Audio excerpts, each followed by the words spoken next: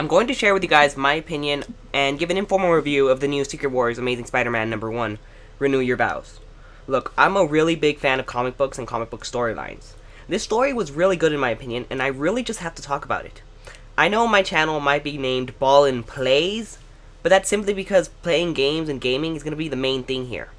If I tried to make a separate channel about comic books or anime, TV shows, movies, etc., I'm not going to have enough content to keep it going forever. I'm going to have like one upload a month. So I'm just going to keep everything here on Ball and Plays. Alright, now for a little bit of backstory. For those of you that don't know, Spider-Man and Mary Jane were at one point in time married.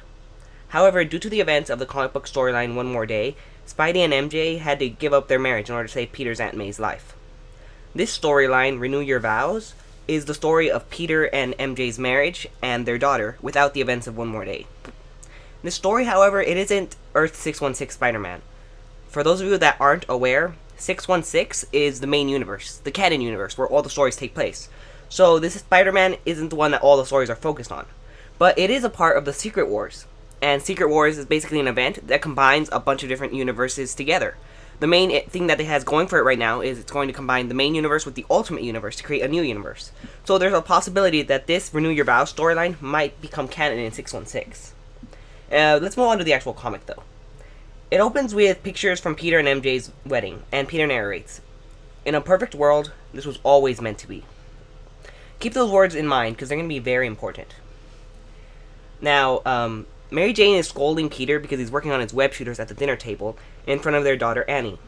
An exact age is never given, but I'd imagine Annie's, like, around, I'd say under 2.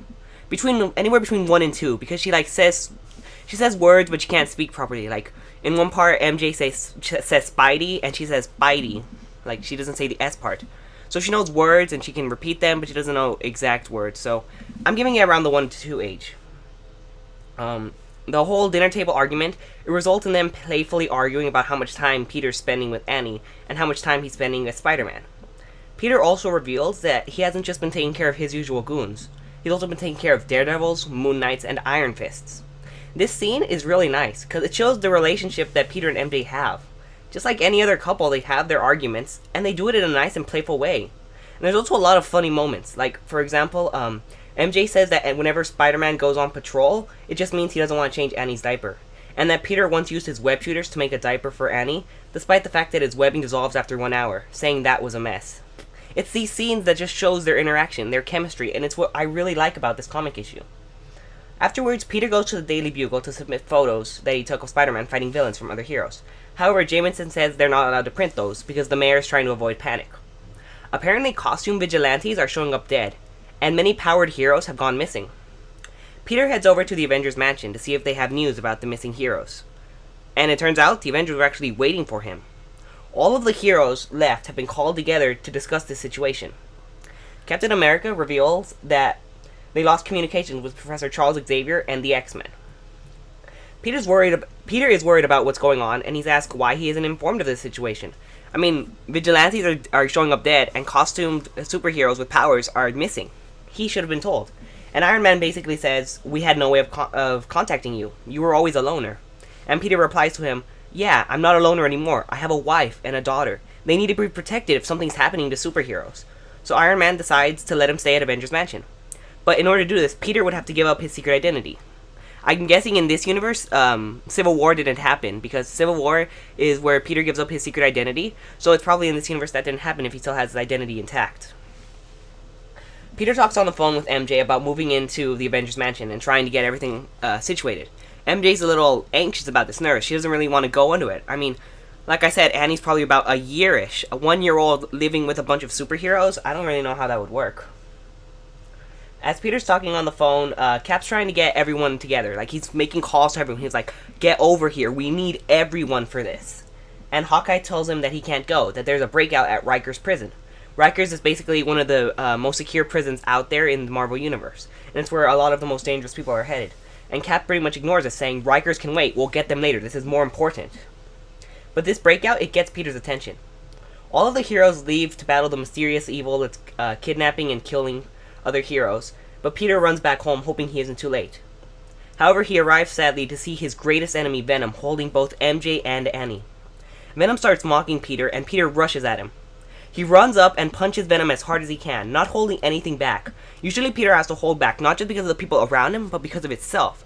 Sometimes if he uses too much force, he can hurt himself, but right now he's not holding anything back.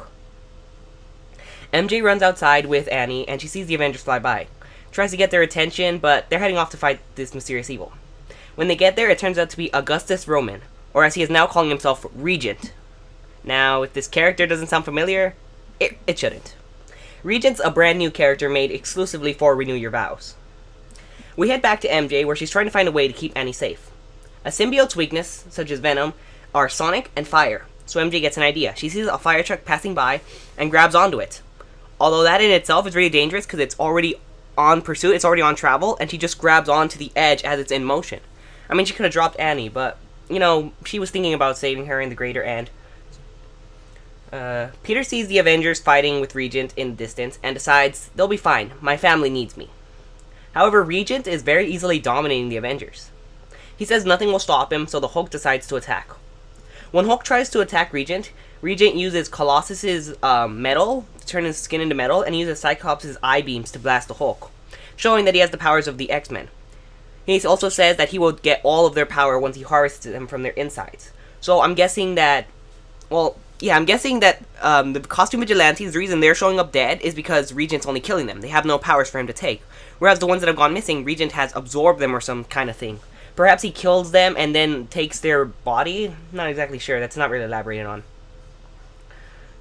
The Hulk is blown away by this explosion, and Regent is shown holding a severed arm, proclaiming that this is the age of Regent. So yeah, Regent was apparently powerful enough to rip off the Hulk's arm. I'm not entirely sure, but I'm pretty sure that has never happened before. And I mean, if Thanos, one of the strongest people in the entire Marvel Universe, can't do that, I don't really see how Regent can. Regent's one of my problems with this. Getting back to the story, the fire truck MJ was on finally arrived at the burning building and she heads towards it. The firemen there stop her, but they move it out of the way once Venom is approaching. One of the firemen asks, what is that thing, when he sees Venom? And I found that kind of funny, because I mean, Peter and MJ have been married, and they have a daughter who's about a year now. Who's a year oldish, I'm going with that estimate. That means Peter's been Spidey for a really long time. I would assume the people of New York know who Venom is. They wouldn't say, what is that? They'd probably say something like, it's Venom, run. I don't know, I just found that a little funny for me. Peter and Venom fight inside of the burning building, and Venom continues to mock Peter, going on and on about all the different ways he's going to torture Annie, because she is Peter's weakness. Once MJ tells Peter that the building is empty except for him and Venom, he gets ready to end this fight, for good. He starts bringing down whatever's left of the building, and it starts collapsing. Venom is scared because he knows he can't survive, and he tells Spider-Man, you can't do this, you're Spider-Man. But the building collapses, killing Venom. When MJ confronts him, Peter says he did what he had to do. Peter narrates, the Avengers died that day. Every last hero died that day. It might have looked like Spider-Man standing there, but it wasn't. It was Peter Parker, a father, in a stupid red and blue suit. The comic ends by showing that Peter has now given up being a hero. He ignores the Vulture stealing a woman's purse right in front of him while he helps his daughter cross the street. At this point, Annie looks like she's about maybe 5 or 6, anywhere between 5 to 7, I'd say, around that age. Peter ends with his narration, and he ends the comic saying, it's not a perfect world, but I look after me and what's mine, and that's good enough. I really love this comic. The interactions with Peter and MJ goes to show what a beautiful relation they have, and what a beautiful marriage they have. One More Day is often seen as the worst comic written, not just because it has a bunch of inconsistencies and plot holes, but because of the fact that it got rid of Peter and MJ's marriage, and that was just amazing. Now, there are a lot of people out there who dislike this comic, saying, Peter wouldn't give up being Spider-Man. He remembers Uncle Ben. With great power comes great responsibility. But Peter accepts that. But he also knows the only thing that trumps great power is a greater responsibility. He's a father now. Annie was in danger because of Venom. Venom was never going to stop hurting her. And every other villain was. Venom is the only villain that knows Peter was Spider-Man. Now that Venom's dead, no one knows that Peter was Spider-Man. That means that if Spider-Man's gone, Peter's not in danger anymore. Another thing I love is all the little superhero stuff Annie has. Like, she wears a Daredevil pajama, and she has a stuffed Hulk, although Venom ripped off the Hulk's arms. It was a sense of foreshadowing. She also has a bunch of different little cups and toys with the Avengers on them.